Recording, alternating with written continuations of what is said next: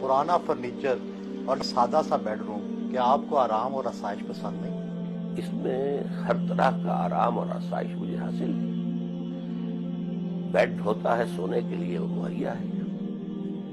कुछ किसी वक्त अलहदगी में बैठकर लिखना पढ़ना हो तो ये टेबल मौजूद है। ये जो मेरा जिस पर आप बैठे हैं सोफा, ये भी सोफा कम बेड है। ये खुल जाता है और रात को मेरी अहलिया का बेड यही होता है।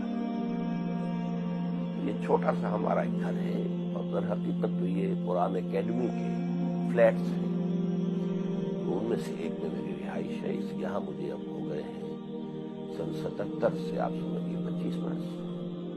वैसे ये बेड मेरा जो है ये तो सन 55 से है। तो बाकी हर चीज है। ये गर्मी में ठंडे पानी के लिए छोटा सा फ्रिज में रखा हुआ है। तो जो आसाइशें हैं दुनिया की, अल्लाह का शुक्र है, वो सब हासिल है। आलमे दीन की जिंदगी और आम आदमी की जिंदगी में कोई फर्क है? कोई फर्क नहीं होना चाहिए। एक वो लोग हैं जो खुद कारोबार करते हैं, अगर अच्छा कमा रहे हैं तो वो अच्छा खाएं, अच्छा पहने, अच्छी जगह रहे, उनका हक बन जाता है। लेकिन उलमाए दीन का मामला ये है कि उनकी खिदमत जो है माशरा करता है।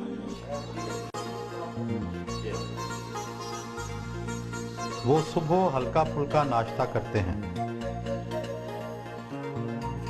आप नाश्ते में शहद का इस्तेमाल कर रहे हैं, ये शकील ग़िज़ा नहीं है? नहीं, एक तो कुरान मजीद में शहद के बारे में है कि फीहे शिफाउन लिन्नास, इसमें लोगों के लिए शिफा है। और वैसे भी इसको तो मेडिकल लाइन में भी कहा जाता है कि हल्की शय है।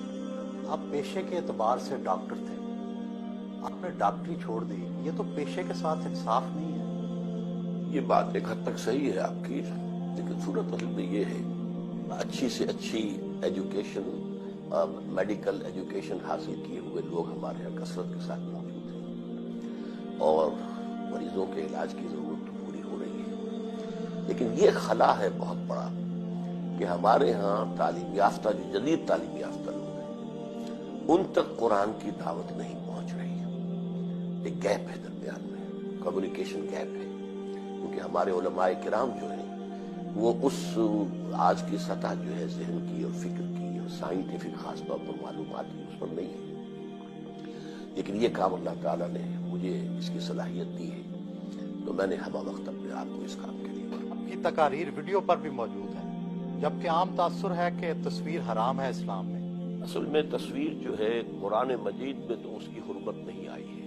हुर्मत जो आई है वो हदीस नबवी में है।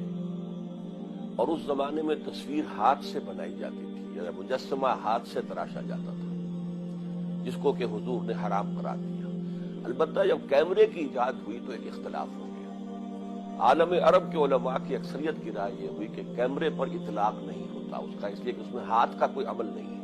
इस एतबार से हमने इसको एक्सटेंड किया और ये ऑडियो विजुअल जिस कदर मुअस्सिर बनता है लोगों के लिए, तो जाहिर बात है कि हम वो तासीर चाहते हैं, दीन की दावत के अंदर वो तासीर पैदा हो जाए, तो हम उसे इस्तेमाल कर रहे हैं। कौन सी कुतुब का मुतालिया करते हैं? इख्तलाफी नुक्ता नजर की कुतुब भी देखते हैं? बहुत कम। मेरे नजदीक अल किताब कुरान मजीद है, इसलिए कि इंसान की असल जरूरत है हिदायत, और किताब हिदायत जो है सिर्फ कुरान है, उसके सिवा कोई किताब नहीं। अलबत्ता यह कि कुरान मजीद ही की वजाहत पर मुश्तमिल अहादीस हैं, उनका भी मुताला करता हूँ। और खास तौर पर सीरतुन नबी सल्लल्लाहु अलैहि वसल्लम और फिर खुलफाए राशिदीन के दौर की तारीख जो है वो मेरा मौजू है, मुताला है। आपने आम उलमाए दीन के बरक्स तहरीर की बजाय तकरीर को जरिया इजहार बनाया, इसकी क्या वजह है? असल में मैंने चूंकि अपने काम का आगाज किया था दर्स कुरान से, उसी की बुनियाद पर अपने हल्के जो है ऑर्गेनाइज किए, तो इससे गोया कि अल्लाह ताला ने मेरी जबान को खोल दिया, खास तौर पर कुरान के साथ। तो यही चीज आगे बढ़ी और बाद में मुझे इससे बड़ी तस्कीन हासिल हुई कि नबी अकरम सल्लल्लाहु अलैहि वसल्लम ने भी कभी कुछ लिखा नहीं, बल्कि आपका जो मीडियम था लोगों से राब्ते का और दावत का, वो स्पोकन वर्ड था। गोया कि ये दो ईमान के लाजमी तकाज़े हो गए कि एक तो दिल में ईमान हो, यकीन वाला ईमान, पर्सनल कन्विक्शन की शक्ल इख्तियार कर ले। आपके जेर निगरानी कितने मदारस, मसाजिद वगैरह चल रहे हैं? हमारे जेर निगरानी कोई मसाजिद और मदारिस नहीं है।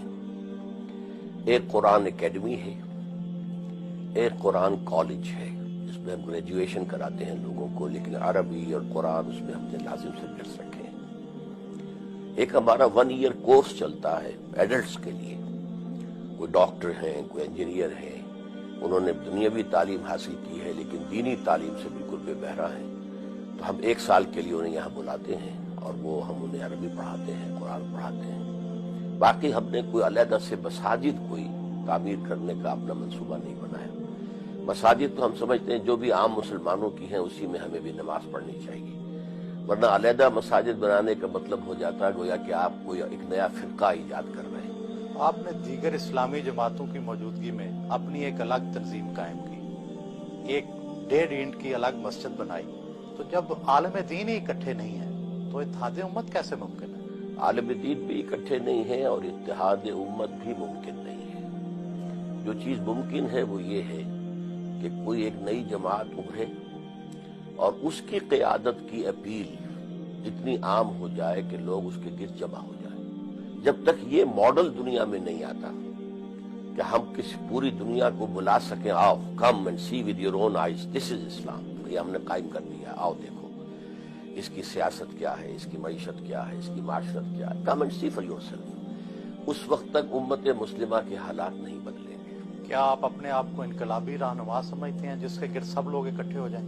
میں اپنے آپ کو ایک انقلابی داعی سمجھتا ہوں۔ یہ اللہ تعالیٰ کی مشیت پر منحصر ہے کہ وہ کس کو کس وقت قبول فرما لیتا ہے، کس کے لیے پھر عوام کے اندر جو ہے ایک قبول عام کی کیفیت پیدا کر دیتا ہے، یہ اللہ تعالیٰ کا فیصلہ ہوتا ہے۔ ایک اسلامی معاشرے میں مولوی کا کیا کردار ہونا چاہیے؟ اصل میں ہم نے اسلامی معاشرے میں مولوی کو ایک پروفیشن کی حیثیت دے دی ہے۔ اس کی وجہ یہ ہے کہ ہمارے عام لوگ نہ دین پڑھتے ہیں اور نہ ہی بنیادی تعلیمات دین کی سیکھتے ہیں، تو انہیں ایک احتیاج ہے، کسی کا باپ فوت ہو گیا، نماز جنازہ پڑھانی ہے تو مولوی چاہیے، حالانکہ اس کے اپنے بیٹے کو اس قابل ہونا چاہیے کہ وہ خود نماز جنازہ پڑھائے۔ کسی بچی کا نکاح ہے، اب وہاں مولوی چاہیے، حالانکہ ہمارے ہاں کوئی مولوی پروفیشن اسلام میں نہیں ہے، کوئی پریسٹ ہوڈ نہیں ہے، کوئی پریسٹ کلاس نہیں ہے، کوئی برہمنزم نہیں ہے، کوئی بابائیت نہیں ہے، تو ہر مسلمان کو اس قابل ہونا چاہیے کہ نماز میں امامت کرے۔ تو اس اعتبار سے یہ پیشہ کوئی اسلام میں نہیں ہے۔ ان کے ادارے کے زیر انتظام خواتین کالج بھی کام کر رہا ہے، جہاں وہ کبھی کبھی لیکچر دینے جاتے ہیں۔ یہ علم کا حاصل کرنا فریضہ ہے ہر مسلمان پر اور علم آدم الاسماء کلھا، حضرت آدم کو جو اللہ تعالیٰ نے عمل کی میں تمام اسماء کا علم دے دیا تھا، در حقیقت اس کی ایکسفولیشن ہو رہی ہے، وہ علم کھل رہا ہے، جیسے کہ آم کی گٹھلی میں سے آم کا درخت برآمد ہوتا ہے۔ خواتین کے حوالے سے آپ کا موقف سخت ہے، اس کا کیا خاص پس منظر ہے؟ میرے نزدیک میرا موقف ہرگز سخت نہیں ہے، اسلامی احکام کے عین مطابق ہے۔ اس میں خواتین پر کوئی پابندیاں نہیں ہیں، بلکہ خواتین کے لیے دائرہ کار علیحدہ رکھا گیا ہے۔ وہ پڑھیں لیکن ان کے مدارس علیحدہ ہونے چاہیے، لڑکوں اور لڑکیوں کی مخلوط تعلیم ہونی چاہیے، کالج ہوں، یونیورسٹیز ہوں۔ تو یہ اصل میں چونکہ مرد اور عورت کے درمیان اور خاص طور پر نوجوان مرد اور نوجوان عورت کے درمیان اللہ تعالیٰ نے ایک بڑی فطری کشش رکھی ہوئی ہے، اور اس کو آپ کو معلوم ہے کہ فرائڈ تو یہاں تک کہتا ہے کہ سب سے بڑا ہی انسان کا موٹیو جو ہے، سب سے زیادہ پوٹنٹ، وہ سیکس ہے۔ تو اس کو کنٹرول کرنے کے لیے کہ اس میں کوئی جو ہے انارکی پیدا نہ ہو جائے، بدنظمی نہ ہو، آوارگی نہ ہو، تو یہ احکام دیے ہیں، اور پردہ ہے، مخلوط معاشرت سے روکا گیا ہے، کورنگ آف دی باڈی کے احکام ہیں، عورت کے لیے علیحدہ ہے، مرد کے لیے علیحدہ ہے۔ کیا عورت کے چہرے کا پردہ لازم ہے؟ ہاں، میرے نزدیک نامحرم کے سامنے وہ کھلے چہرے کے ساتھ نہیں آ سکتی۔ ایک تو ستر ہے، اس کا پورا جسم ڈھکا ہونا چاہیے سوائے چہرے کی ٹکیا، سوائے ہاتھ کلائی سے نیچے اور پاؤں ٹخنے سے نیچے۔ نماز ظہر ادا کی۔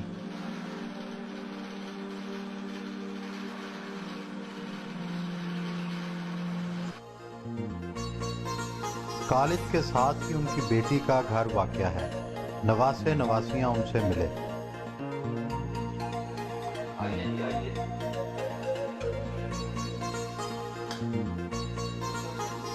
बच्चों के साथ दोपहर का खाना खाया।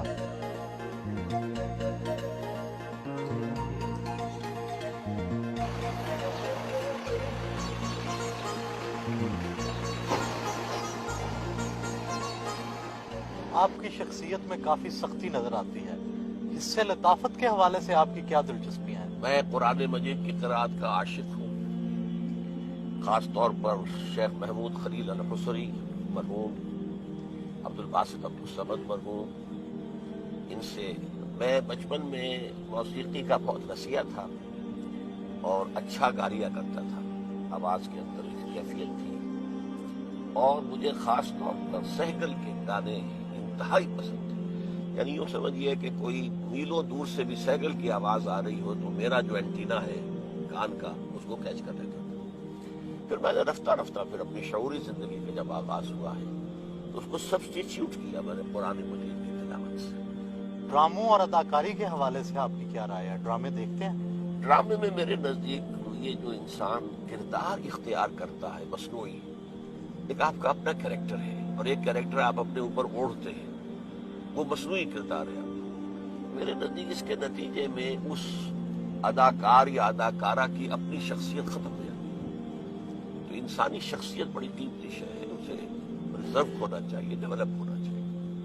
मेरे नजदीक सिनेमा या टेलीविजन का असल रोल जो है वो होना चाहिए वाकयात की अक्कासी है।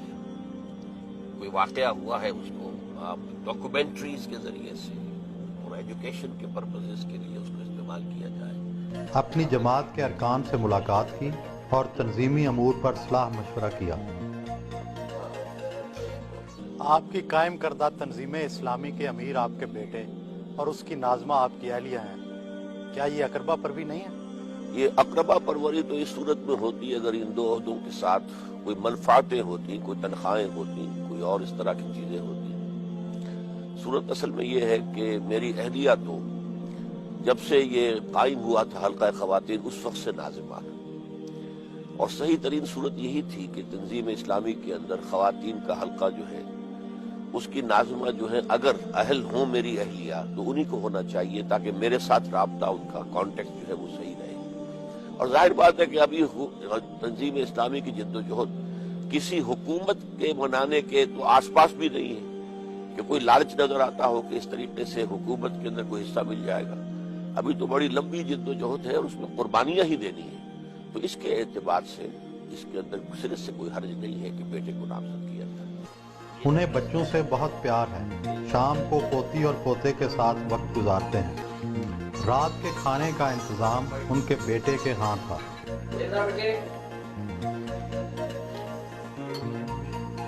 जाती हवाले से आपके ज़राए आमदन क्या है? इस वक्त मेरी कोई आमदनी नहीं है। अंजुमन खुद्दामुल कुरान ने मुझे रिहाइश प्रोवाइड की है और रिहाइश के साथ सारी उसकी सहूलतें जो है वो भी है और मेरी सारी किताबें, मेरे सारे ऑडियो वीडियो ये सब अंजुमन के पास है।